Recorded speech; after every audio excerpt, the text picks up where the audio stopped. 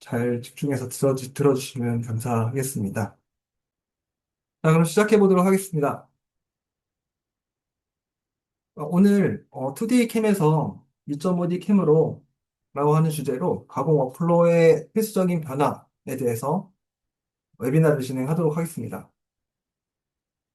저는 그 오토데스크 수석 엔지니어고요. 성진호입니다. 퓨전을 전문으로 하고 있습니다. 시작하기 전에 이 발표에 대한 내용들은 뭐 저희가 약속드리는 부분은 아니고 참고만 해 주시기 바랍니다. 그 내용에 대한 어, 부분이고, 오늘 제가 발표할 내용들을, 아젠다를 잠깐 살펴보면, 현재 저희는 AI 시대에 살고 있습니다. 근데 그 AI 시대에 맞춰서 가공 워크플로우에 필수적인 변화가 필요하다는 내용으로 말씀을 드릴 거고, 그 본격적인 내용을 이제 들어가기 전에 최근에 이제 이슈가 되고 있는 AI 에이전틱에 대해서 좀 잠깐 소개를 드릴 거예요. 그리고 아젠다로는 3축 밀링 가공을 위한 모델 툴패스 타입이랑 이 2D에서 2.5D 캠으로 변경해야 되는 이유와 2.5D 모델링을 쉽게 할 수 있는 작업하는 팁, 그리고 2.5D 모델링을 하게 되면 퓨전 캠으로 가능한 작업이나 그 캠을 넘어서 협업할 수 있는 그런 내용들에 대한 많은 내용들을 담아놨어요. 먼저 에이전틱 AI라고 하는 부분은 최근에 오토데스크에서 오토데스크 어시스턴트라고 하는 그 에이전틱 AI를 소개를 했습니다.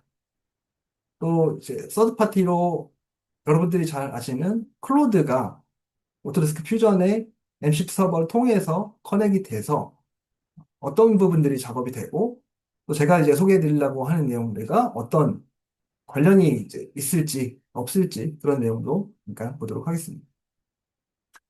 먼저 에이전틱 AI란 오토데스크 어시스턴트라고 하는 걸 최근에 소개를 했고요. 이미 테크 프리뷰를 통해서 여러분들한테 소개가 됐고, 퓨전 내에서 내장된 AI 어시스턴트로 자연 명령을 입력을 하면 이제 반응을 하는, 그걸 이제 명령을 직접 마우스로 하는 게 아니라 자연어로 할 수 있는 부분이고, 지금 영상에서 보는 것 같이 하나의 라인을 선택하고 같은 라인을 잡아서 필렛을 준다던가 아니면 저렇게 지금 보고 있는 현재 이미지를 렌더링을 할 때 어떤 배경을 그리고 스토리를 줘서 렌더링에 대한 부분들 만든다거나 그런 이제 작업들을 할 수 있습니다.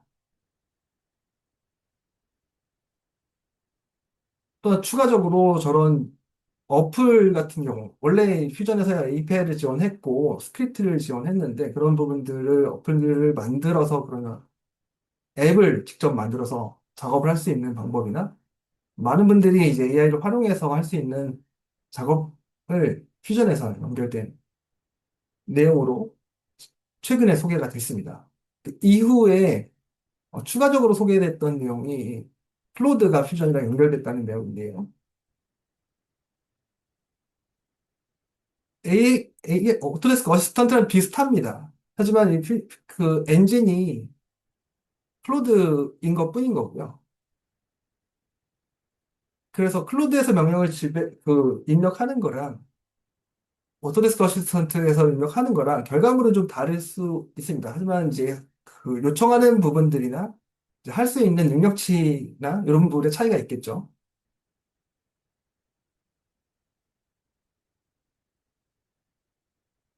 클로드를 직접 제가 그 연결해서 한번 뭐 테이블을 만들어 달라고 이렇게 했거든요.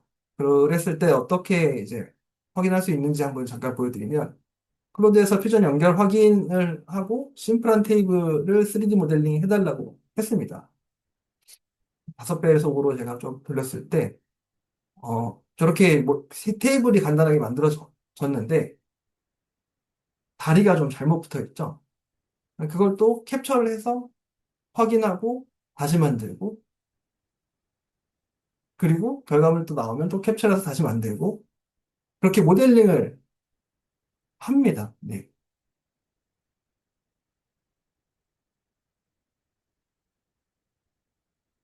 지금 하나의 본체를 만드는 게 아니라 각각의 이제 부품들을 여러 개의 본체로 만들기도 했고 결과적으로는 저렇게 완성도 있는 간단한 테이블이 만들어졌습니다.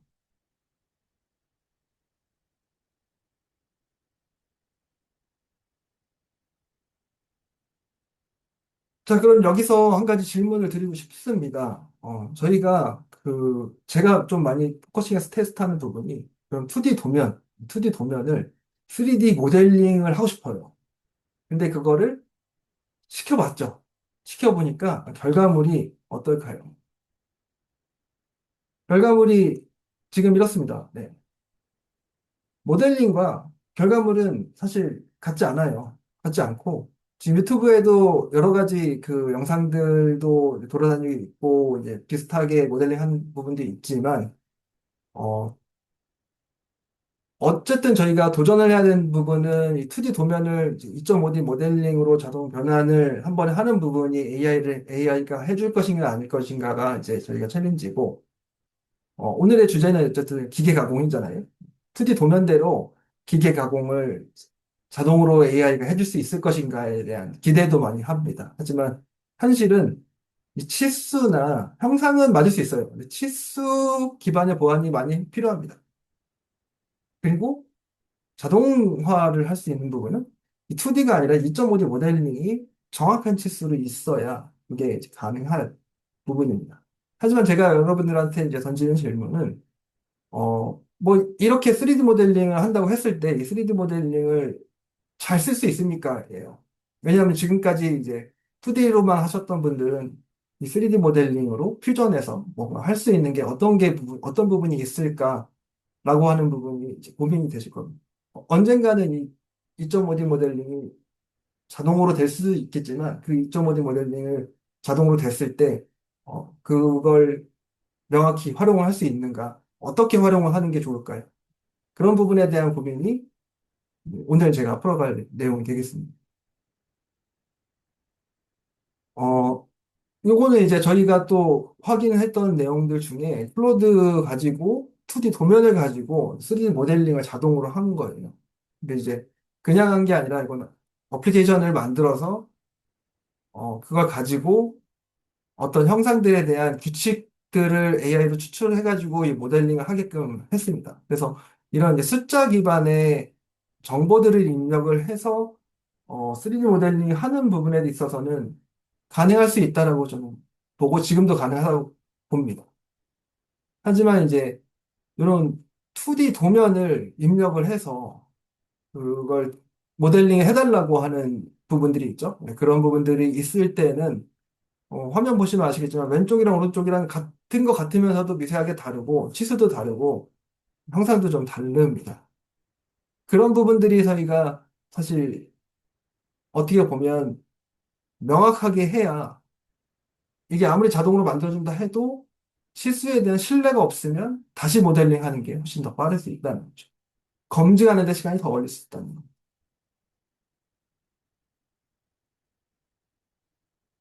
여기까지 제가 최근에 이슈가 됐던 클로드와 오토데스크 어시스턴트에 대한 에이전틱 AI에 대한 내용을 설명을 드렸고 요지는 그겁니다. 요지는 2D를 3D 모델링화 하는 거는 아직까지는 준비가 완벽히 되진 않았다. 하지만 언젠간 되겠지만 그게 됐을 때 명확히 사용을 하려면 준비가 지금이라도 필요하다라고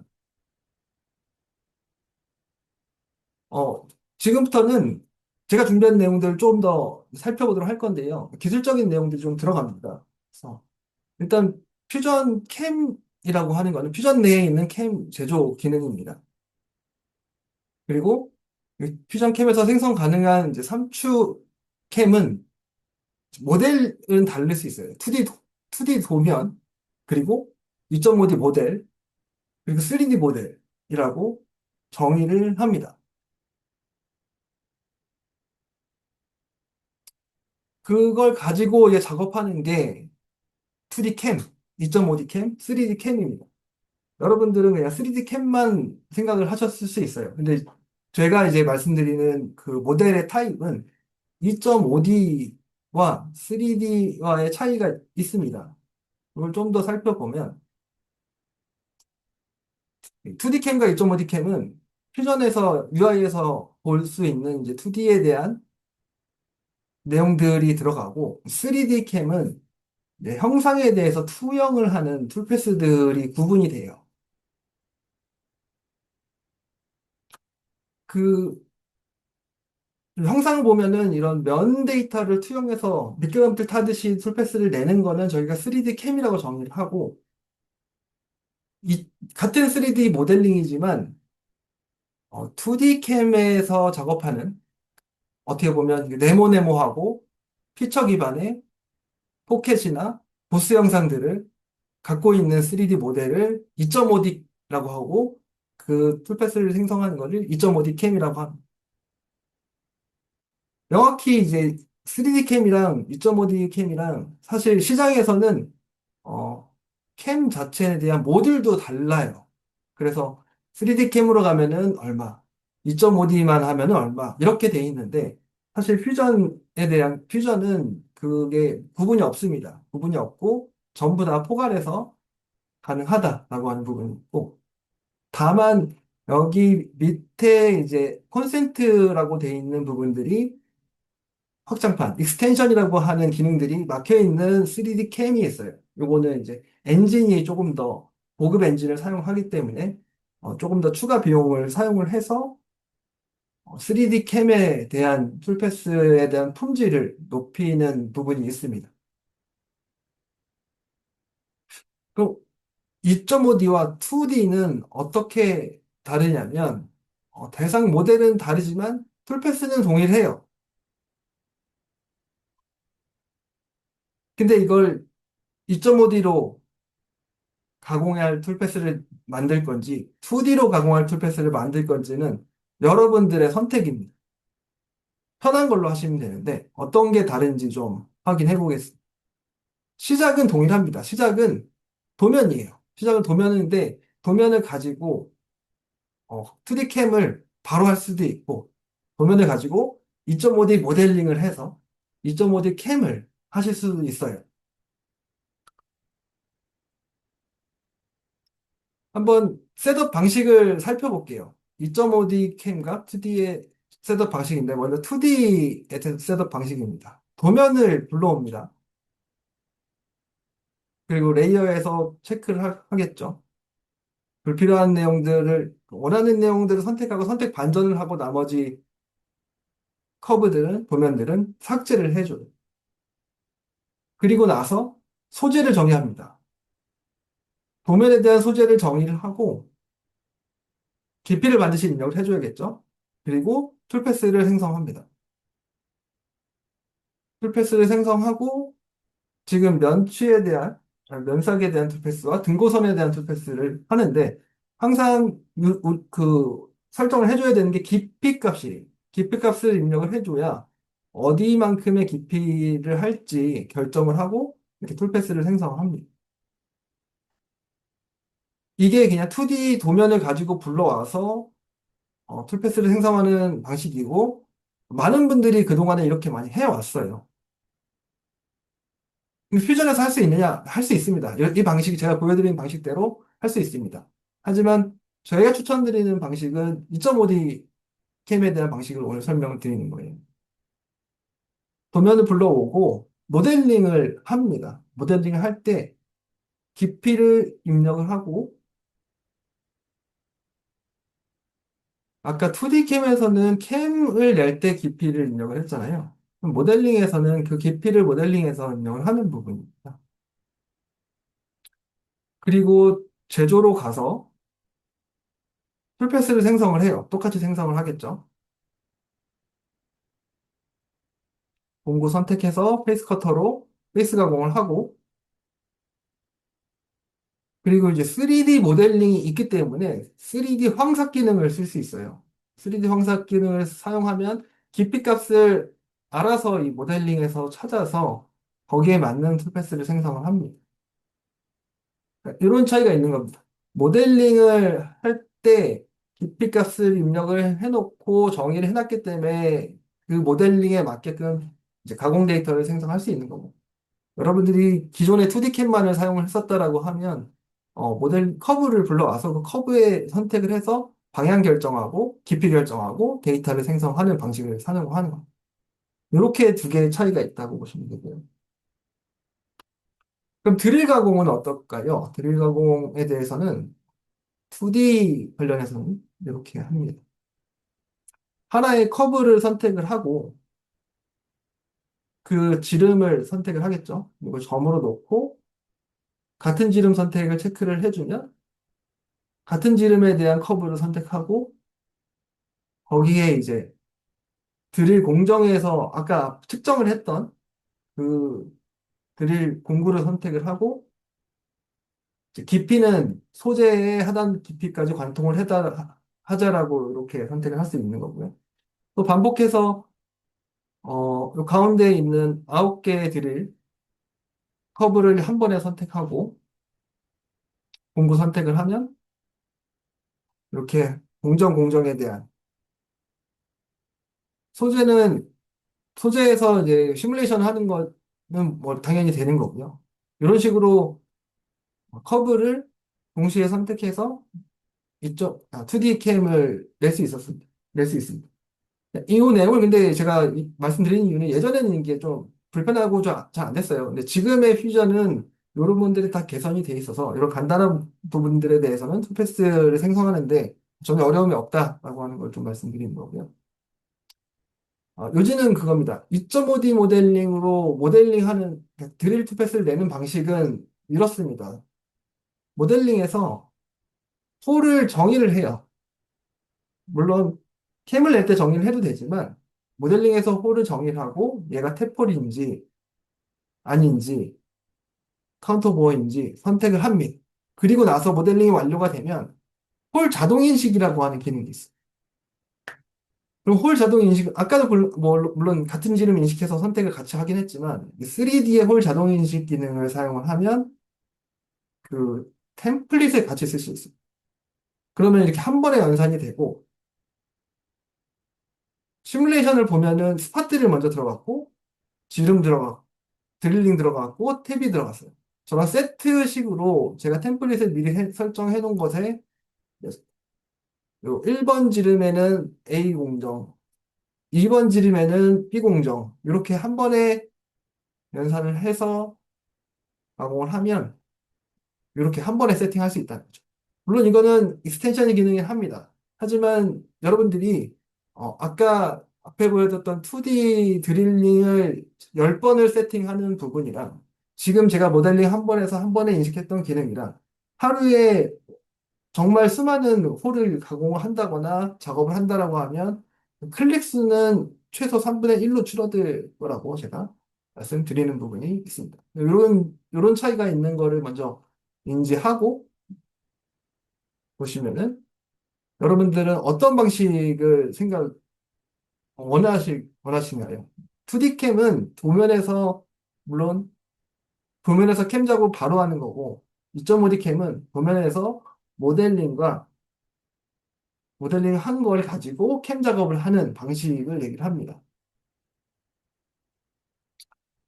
스피드에 있어서는 모델링 없이 하는 작업이 빠를 겁니다. 하지만 지금 이미지로 보다시피 이제 2D 도면이 계속 갖고 가는 것이냐 아니면 2D 도면을 보면서 계속 확인도 해야 되거든요. 물론 컴퓨터로 확인을 할 수 있겠지만 이제 3D 모델링에 대한 작업 환경에 조금 더 나은 부분이 누리면서 작업할 수 있지 않을까라는 생각이 되겠습니다. 제가 보여드렸던 이 하나의 모델은 굉장히 심플하잖아요. 근데 복잡한 형상의 부품 같은 경우는 네, 쉽지 않겠죠. 2D 드로잉으로 하기가 더 쉽지 않습니다. 만약에 이제 조금 더 복잡한 모델인 경우에는 더 많이 분석하고 더 많이 생각을 해야 됩니다. 여러분들이 아마 트리캠을 계속 사용하셨다라고 하면은 나이가 드셨던 그 연세가 있으신 분들이 많으실 거예요. 그분들이 굉장히 높은 이제 기술을 갖고 있고, 아무래도 이 복잡한 형상의 업무는 작업자의 역량에 따라서 많은 부분이 결정이 됩니다. 휴먼 에러, 그리고 툴패스의 가공성 효율, 그리고 모델링의 비가시성으로 인한 커뮤니케이션의 부재, 이렇게 있는데, 휴먼 에러랑 모델링의 비가시성은 이해를 하실 거지만, 툴패스의 가공 효율성에 대해서는 아마 생각해 보신 적은 없으실 거예요. 그 부분에 대해서 좀 다뤄드리면, 2.5D 캠을 사용하게 된다면 사용 가능한 이제 툴패스 전략이 확장이 많이 되겠죠. 아까 제가 보여드렸던 예시 중에 하나가 뭐 3D 황삭을 사용할 수 있다라고 하는 부분이 있고 또 이제 자동 툴패스, 그리고 툴패스 시뮬레이션 검증, 캐드와 캠 간의 연동, 그리고 가공 효율성, 그리고 3D 프로브를 사용해서 기계 내에서 3D 측정을 할 수도 있고 3D 부품화로 인해서 커뮤니케이션을 확장을 할 수 있는 부분이 있습니다. 그 부분에 대해서 오늘 설명을 드릴 거고요. 뒷부분에. 그러면 좀 복잡한 모델링에 대해서는 어떻게 하면 쉽게 할 수 있습니까? 라고 하는 의문이 있어요. 제가 이제 그 설명드리는 부분에 있어서 오늘 핵심적인 내용 중에 하나가 있는데 2.5D 모델링을 쉽게 할 수 있는 방법입니다. 첫 번째는 도면을 불러와서 두 번째가 이제 XYZ 평면으로 도면을 정렬하는 방법이 있어요.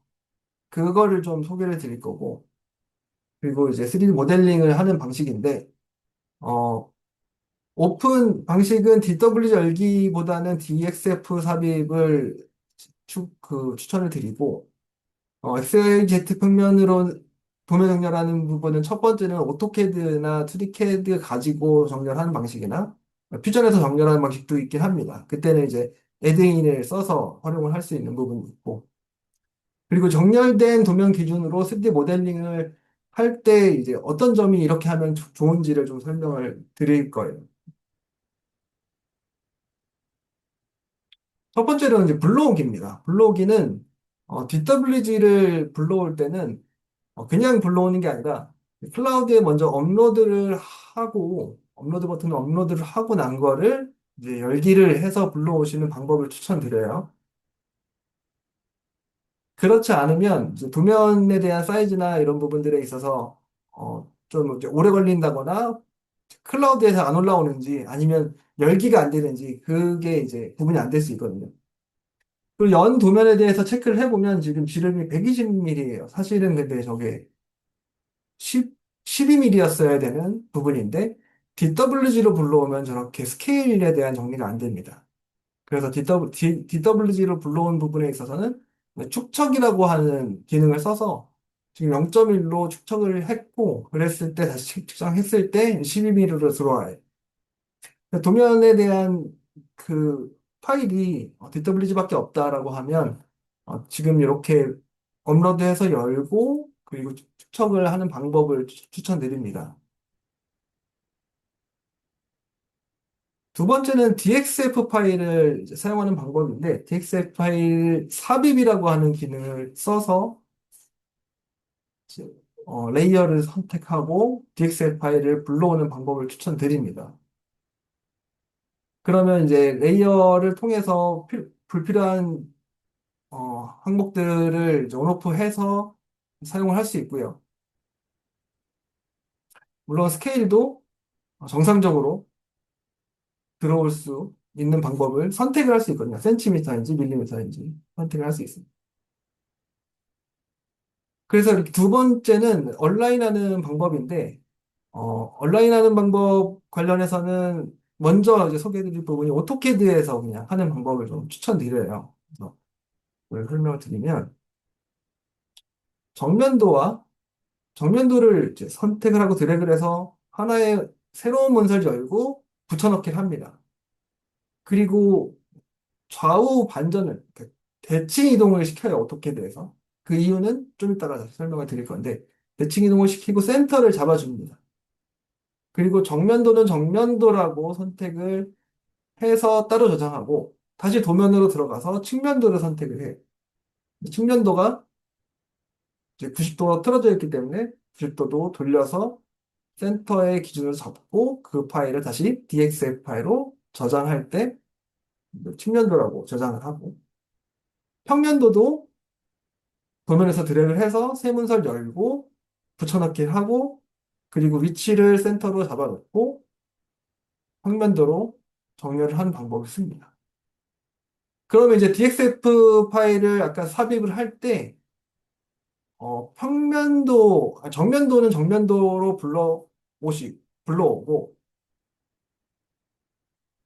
그러면 이제 정렬이 됐잖아요. 측면도는 측면도로 또 불러옵니다.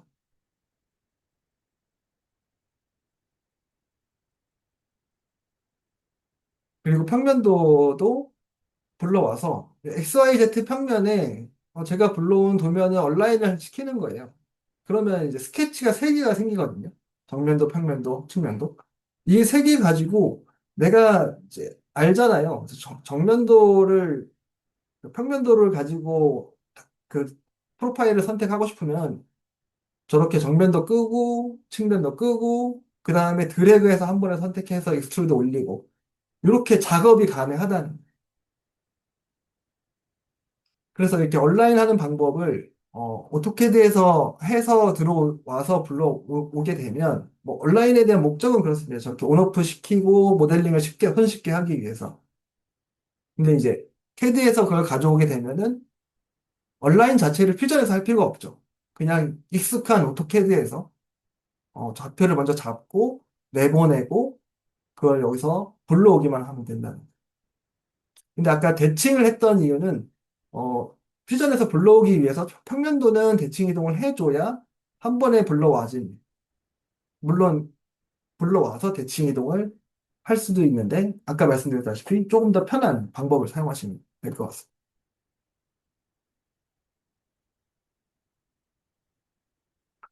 그렇게 불러온 모델링을 가지고 그 3D 모델링 하는 거를 잠깐 살펴볼게요. 자, 익스트루드를 한 거에 대해서 커브를 프로파일을 잡고 익스트루드 하고 그리고 뭐 기울기가 있는 부분에서는 저렇게 각도로 지정을 해줘서 합쳐주고 처음에는 이게 손에 익지 않아서 쉽지 않을 수 있지만 저희가 이제 작업하는 과정은 정면도, 평면도, 측면도 이렇게 명확히 구분이 해놓고 깊이 잡아주고 저렇게 돌려가면서 익스트루드 하고 그리고 프로파일 잡고 익스트루드 하고 저렇게 모델링이랑 맞춰가는 거예요. 드릴링 같은 경우는 저 거리 측정을 가지고 모델링의 홀을 값을 입력을 해줘야 되기 때문에 특정한 값을 저렇게 해주시면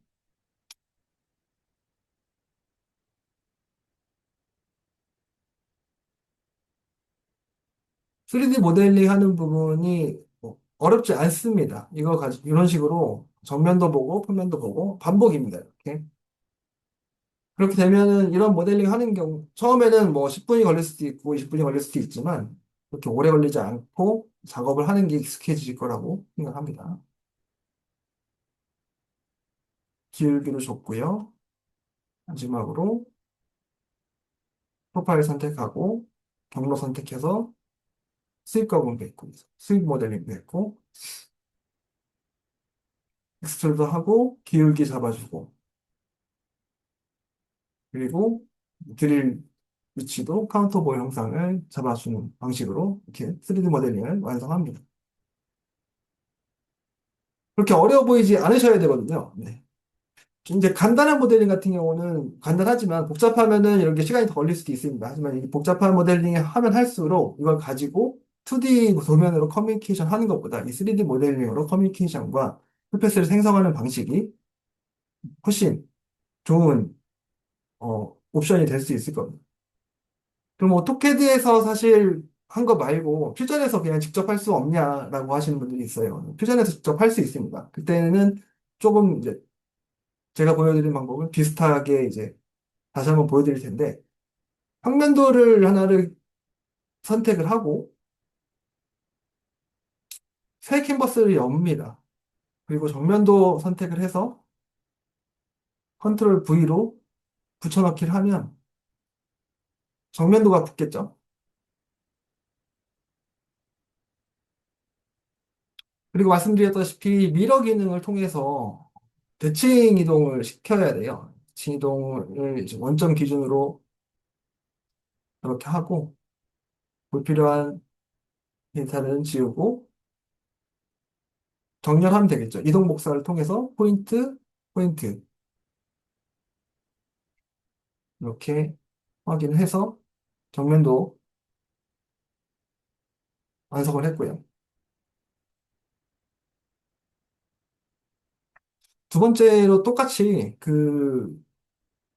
다시 원래 도면에 가서 측면도 복사를 하고 붙여넣기를 합니다. 붙여넣기를 해서 그 각도에 맞게끔 회전하고 그리고 이동 복사하고 이동 복사할 때는 값을 입력을 해서 저는 이동을 했고요.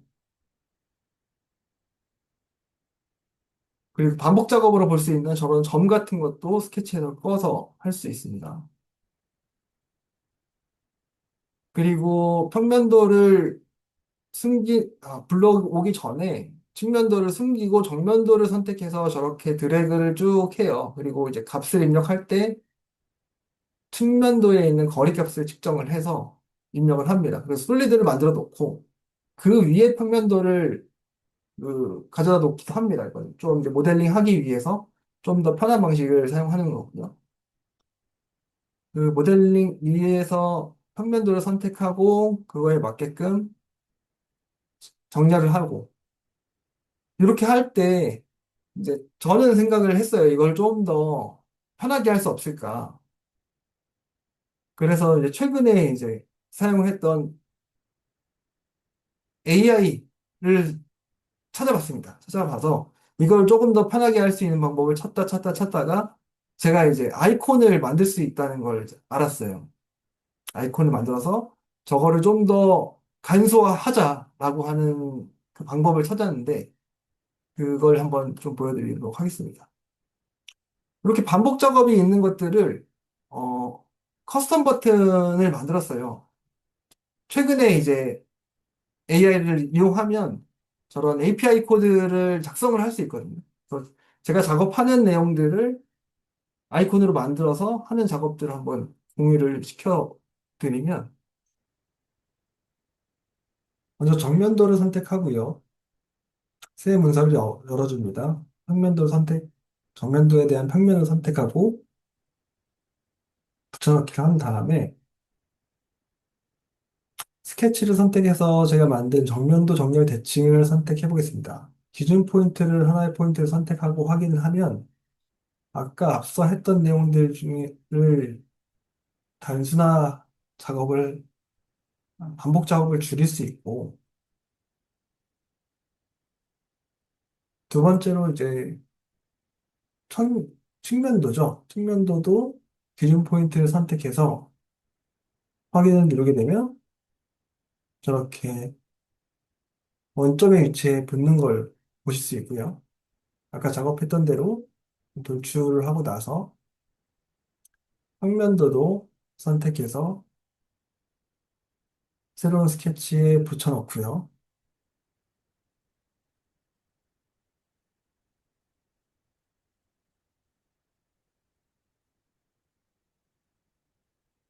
스케치를 선택하고 평면도 180도 정렬하고 기준 포인트를 잡아주면 이 포인트에 맞게 180도 정렬해서 원점의 위치에 두는 것을 보실 수 있습니다.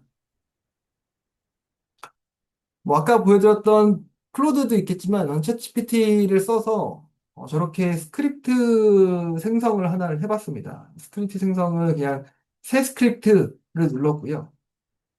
새 스크립트에 들어가서 편집을 들어가 보니까 그 스크립트에 대한 내용들이 있더라고요.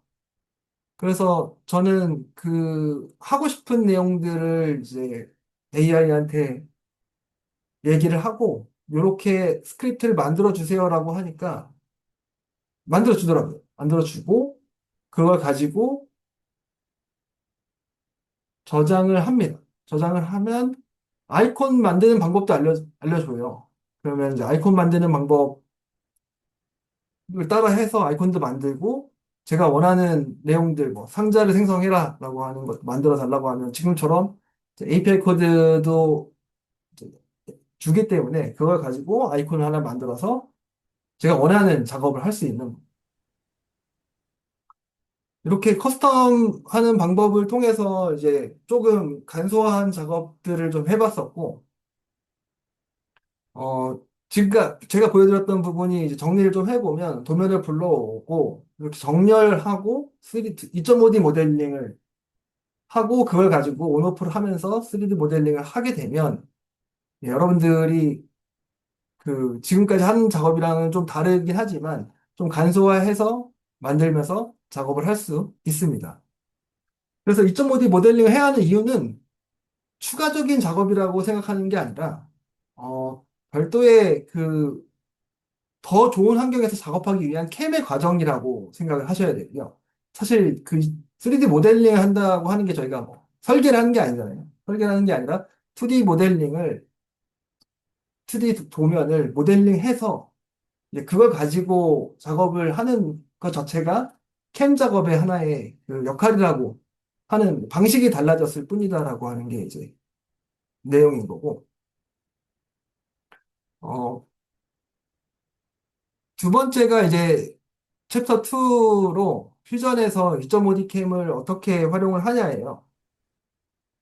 2D 캠이랑 2.5D 캠을 비교를 해 봤을 때는 이제 2D 캠은 작업자 해석이고 2.5D 캠은 모델링 기반으로 확인하고 툴패스가 작업하시는 분들에 달려 있는 게 아니라 조금 더 빠르고 정확하게 할 수 있고 그리고 자동화가 어려운 부분을 템플릿 및 홀 자동화를 통해서 가능하게 할 수 있고 확장 가능성이 조금 어렵습니다. 하지만 이제 가공 효율성이나 확장 가능성에 있어서 2.5D 쪽이 훨씬 그 할 수 있는 방법이 많다라고 하는 부분이고 앞서서 잠깐 설명을 드렸던 부분이 있는데 이걸 이제 설명을 드리겠습니다. 첫 번째로는 사용 가능한 툴패스의 전략이 확장되는 부분이 있습니다. 그래서 2.5D 캠은 이제 3D 캠을 쓸 수 있다는 이제 부분이 있고 2D는 커브랑 피처 기반이지만 3D는 형상 기반의 툴패스가 되겠습니다. 그리고 이제 추가적으로 익스텐션은 고품질의 툴패스를 만들 때 그리고 완성된 툴패스를 수정할 때 조금 더 확장해서 사용할 수 있는 부분이 익스텐션으로 기능에 빠져 있다는 부분이 있고요. 첫 번째로는 요 템플릿입니다. 3D 모델링이 있으면 이 템플릿을 가지고 불러와주면 바로 연산이 가능해요.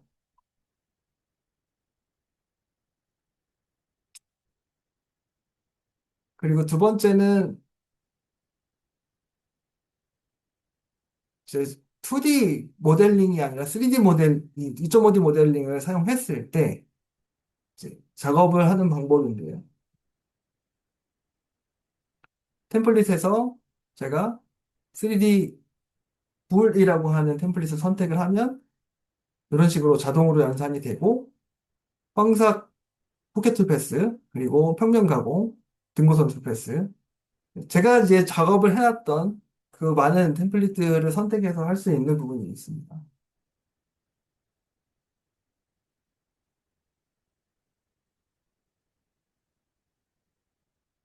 두 번째는 자동 호린식 툴패스 생성입니다.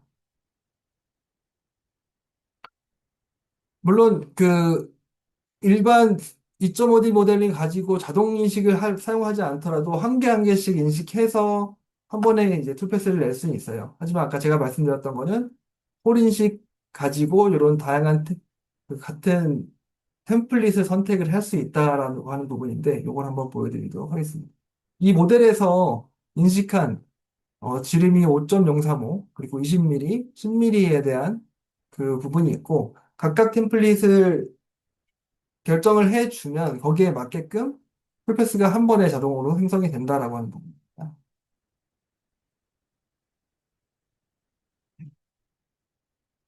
그리고 모델링을 만약에 변경을 하게 되면 풀패스를 재현산하면 바로 거기에 이제 연동이 돼서 바로 재현산이 된다는 부분이고요. 또한 이제 3D 시뮬레이션 체크를 통해서 가우지 체크를 할 수 있어요. 그 내용은 뭐냐면 사실 그 어, 2.5D, 2D 자체는 커브를 인식하기 때문에 얘가 형상의 홀더랑 이런 간섭들을 이제 인식하지 않습니다. 근데 3D 모델링을 사용하면 홀더 간섭이나 가우치 체킹이 가능, 가능한 부분이 되겠습니다. 그리고 형상을 인식해서 벌을 제거하여 가공 후 마무리 시간을 절약하는 부분이 있는데, 이거 같은 경우는 2D 챔퍼 기능이랑 좀 비슷합니다. 면치를 할 때, 사실 그 스파트리 공구로 3, 2.5D 모델링을 가지고 하는 방법도 있지만, 저런 이 수직 구간 같은 경우는 사실 볼 공구를 써서 디버링을 사용을 하는 부분이 롤리팝 공구나 테이프 공구나 이런 공구를 사용해서 수직 구간에도 벌을 제거할 수 있다는 부분이 이제 디버링이라고 하는 툴패스의 전략 방법이고요. 그런 부분들도 3D 모델링이 있게 된다면 사용할 수 있다. 그런 부분이 있습니다. 설정하는 방법은 쉽습니다. 디버링을 선택해서 이제 인식을 해서 작업을 할 수 있는 부분이고요. 그럼 모든 그 홀로 부분에 그 디버링 툴패스가 생성되는 것을 볼 수 있습니다. 요거는 이제 추가적으로 할 수 있는 방법입니다. 예를 들어서 저희가 3D 프로브 측정을 하고 그 보고서를 작성을 하는데 기계상에서 가공 완료한 공작물을 떼지 않고 세팅한 돼 있는 그 상태로 3D 프로브를 측정하여 가공 결과를 측정할 수 있는 부분이고요. 이렇게 오른쪽처럼 이제 레포트까지 보고서까지 생성이 됩니다. 방식은 다음과 같습니다. 곡면 측정이랑 형상 측정 두 가지가 있고요. 형상 측정을 하고 했을 때 그 포켓에 대한 측정을 하고 원통에 대한 포켓이죠. 프로브를 선택하고 툴패스를 생성하고요. 그 결과값을 이제 기계에다가 입력을 하고 기계에서 측정돼서 나온 결과값을 가져오게 되면 결과 파일을 텍스트 파일로 받을 수 있습니다. 그럼 그 기준으로 이게 이제 결과값에 대한 편차와 그 보고서를 PDF 파일로 생성을 할 수 있습니다.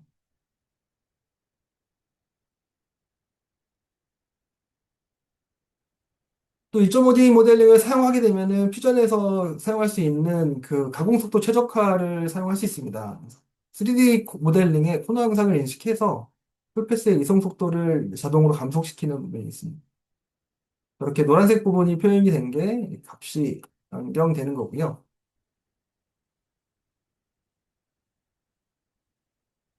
코너 부분에 그냥 일반적으로 툴패스 내면은 저렇게 파란색으로 지금 PD가 1000으로 설정이 돼 있는데 PD 최적화라고 하는 기능을 사용하면 제가 설정해 놓은 250에 대한 피드로 값이 줄어들고 그 값에 대해서 속도가 줄어들으니까 코너에 대한 부하량이 적어지는 것을 확인할 수 있습니다.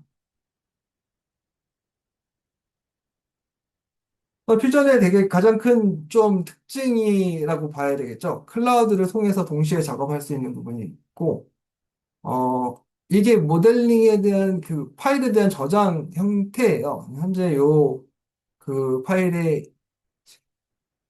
누가 들어갔고, 다른 사람이 또 들어갔고, 누군가가 작업을 시작했다라고 하는 부분에 대한 그 표현이 실시간으로 구현이 됩니다. 그리고 이분이 작업을 다 끝내면 어떤 분이 작업을 끝냈기 때문에 이게 최신 버전이 아니고 최신 버전으로 업데이트를 해주세요라고 하는 그 느낌표가 나타납니다. 같이 살펴보시게 되면 기본적으로 이 퓨전에서는 멤버 관리라고 하는 기능으로 이제 제 프로젝트에 다른 분들을 초대를 해서 같이 작업을 할 수 있습니다. 그래서 구성원 추가 이렇게 눌러주면 그분한테 이제 이메일이 가고요.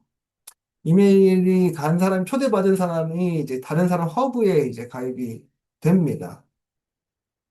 그러면 이제 그 프로젝트에 같이 들어올 수 있게 되겠고, 폴더가 업데이트가 됐다라고 표현이 되고, 그걸 가지고 이제 제가 열었을 때 아이콘이 표시가 되죠. 누군가 열고 있고, 같이 누가 열고 있고, 같이 보고 있다라고 하는 게 표현이 되고, 어떤 분이 모델링에 대한 작업을 좀 편집을 했을 때 저렇게 이름이 바뀝니다. 이름이 바뀌면서 아이콘 밑에 그 하얀색으로 동그라미가 이제 그려지고, 그분이 작업하고 있는 동안에는 제가 이제 열기로만 볼 수 있고, 커멘트 같은 걸 추가를 할 수 있어요. 서로 커뮤니케이션을 할 수 있다는 거죠. 커뮤니케이션을 할 때 이메일로 이제, 어, 알림이 오고요. 저기 주석에다가 커뮤니케이션 한 내용들을 새로 고침을 하게 되면 커뮤니케이션 한 내용에 대한 이미지와 함께 주석을 달아놓을 수 있고 메모를 좀 남길 수 있습니다. 그리고 누군가 이제 열고 있다 하더라도 캠 데이터는 생성할 수 있어요. 열고 있는 거는 이제 편집할 수 없다라고 하는 거지만 편집 중입니다. 하지만 계속 할 수 있습니다라고 표현이 되는 거고 누군가 작업하는 동안에 작업이 이미 끝난 것들에 대해서는 제가 이제 편집해서 출력해서 NC 코드도 생성을 할 수 있는 부분이 되겠습니다.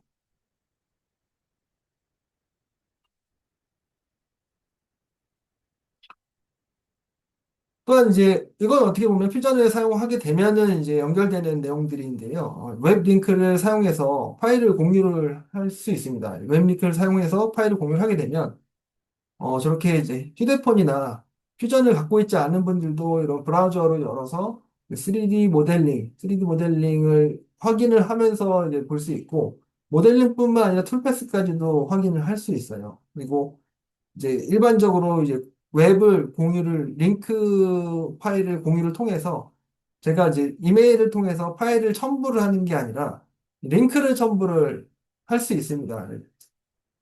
딱히 이메일을 하지 않더라도 아까 주성문이라고 하는 데 있어서 이렇게 코멘트 달아놓고 파일 공유했던 링크를 전달을 하면은 지금과 같이 이메일이 전달되고 그걸 가지고 바로바로 확인할 수 있게 되겠습니다. 또한 3D 모델링에 대한 애니메이션을 생성을 할 수 있어요. 이것도 간단하게 이제 작업이 되는 부분이고, 그 결과적으로는 제가 애니메이션을 생성을 하면은 그걸 보는 분들이 그 웹에서 그 제가 애니메이션을 만들었던 부분을 확인할 수 있게끔 운용을 합니다. 아마 그 많은 분들이 어려울 거라고 생각하는데 그 애니메이션으로 그냥 가서 제가 밑에 있는 화살표 찍고 이동하고 화살표 찍고 이동하고 화살표 찍고 이동하면 애니메이션 만들기가 끝납니다. 그거 가지고 그냥 저장을 해서 내보내면 저장만 해놓고 공유만 하면 되는 이런 식으로 쉽게 애니메이션을 만들 수 있다는 점. 그럼 이제 공유받으신 분들은 웹에서 그걸 가지고 플레이 버튼을 누르면 제가 이제 만든 게 바로 작업이 진행되겠죠. 또한 이제 모델에 대한 속성 기록을 할 수 있는 환경으로 지금 퓨전의 허브가 변경이 됐어요. 그래서 이렇게 퓨전에서도 제가 이런 값을 입력을 공급 업체를 입력을 하면은 그 웹에서 보는 페이지에 공급 업체에 이게 자동으로 들어가고 이게 실시간으로 연동되고 싱크가 됩니다. 또한 최근에 개발된 내용 중에 제품 PMI 제품 제조 정보라고 해서 요 내용들이 이제 들어왔어요. 요 위에 크리에이트 PMI라고 하는 걸 보시면 네, 그 2D 도면에서 커뮤니케이션 하는 부분들을 직접 3D 모델링에다가 이렇게 PMI를 적어서 커뮤니케이션 할 수 있는 부분이 가능하게 되었습니다. 그래서 이런 부분들을 통해서 디자인에서부터 모델링 그리고 캠 특정, 제조, 요게 이제 하나로 연결이 되는 거예요.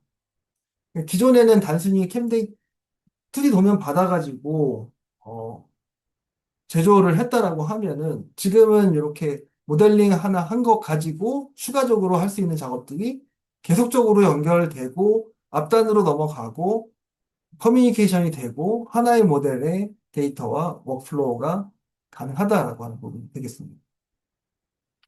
거기에 더불어서 BOM입니다. 퓨전에서는 최근에 허브라고 하는 개념을 다시 개발함으로써 하나의 봄을 목표로 만들고 있습니다. 하나의 봄에서 E봄과 M봄, S봄을 다 사용할 수 있도록 목표하고 개발을 하고 있습니다. 지금 보시는 화면이 퓨전에 사용하는 봄인데요. 필요한 부분에 대한 코멘트를 넣어주면 그 코멘트들이 웹으로도 연결되기도 하고 도면으로 연결되기도 해서 반영되는, 또한 링크를 공유함으로써 파일을 공유하거나 권한을 지정해 줌으로써 볼 수 있는 사람과 볼 수 없는 사람에 대한 권한을 지정해 줄 수 있게 되겠습니다. 그리고 외부로도 값을 입력을 하면 지금과 같이 퓨전에서 작업하는 부분, 퓨전에서 지원하는 봄에도 실시간으로 바로바로 적용되는 것을 확인할 수 있습니다. 네, 그래서 결론은 이렇습니다. 앞단에서는 제가 그 캠 관련해서 대부분 설명을 드렸지만, 이 제품 제조에 있어서 연결되고, 조직이 연결되고, 이제 에코시스템으로 다양한 서드파티와 공급사들과 연결이 돼서 여러분들이 이제 많은 작업들을 협업해서 할 수 있다는 부분인 거고, 2D캠에서 2.5D로 간단한 모델은 2D로 그냥 하고 뭐 복잡한 모델은 2.5D로 하는 걸 시작으로 고요 나중에는 그 간단한 모델 자체도 2D로 그냥 할 게 아니라 2.5D로 모델링을 할 수밖에 없게 될 것입니다. 그래서 2.5D 모델링 방법과 결과를 봤을 때 결론적으로는 자동화와 최적화 그리고 협업의 시작이 되는 거고, 그리고 이제 연결돼서 제조로 확장을 할 수 있는 부분이 아까 마지막에 제가 보여드리진 못했지만 BOM 같은 경우에도 지금 현재는 저희가 데이터를 가지고 확장할 수 있는 퓨전 메인지라고 하는 확장 체험판이 있어요. 네, 그 부분에 대해서도 굉장히 좀 많은 개발이 들어가고 이제 확장을 해서 커뮤니케이션을 하고 뭐 공급사 관리, 그리고 내부에 있는 문서 관리, 내부에 있는 프로세스 관리나 파일 관리들은 전부 다 이제 할 수 있는 PLM 시스템이 연결이 돼 있고, 그걸 가지고 가치 사슬 전반에 걸친 수평적 협업이 이제 가능하다라고 하는 부분이 되겠습니다. 그래서 결론은 지금 수업 요약을 좀 해봤는데요. 지금부터는 조금 제가 준비한 내용은 여기까지고, 질문을 좀 받도록 할게요. 그 여러분들이 좀 기대한 만큼에 대한 내용이었는지 좀 궁금하고요. 아무래도 그 지금 이제 좀 있으면 이제 나가시게 될 때 저기 설문조사가 있어요. 설문조사에다가 이제 팝업 창이 뜰 거니까 그 설문조사에 대한 내용들을 보고 답변을 좀 다셔도 되고, 오늘 보시면서 이제 궁금하신 점이 좀 더 있으실 거예요. 제가 빠르게 설명하느라고 지나갔던 부분들이 있을 텐데, 그런 부분들에서 추가적으로 더 질문을 주시거나, 네, 그런 부분들은 전부, 제가 또 잘, 이메일이나 컨택을 해서 답변을 드릴 수 있는 시간을 갖도록 하겠습니다. 네, 시간 내주셔서 감사합니다. 또 뵙겠습니다. 고맙습니다.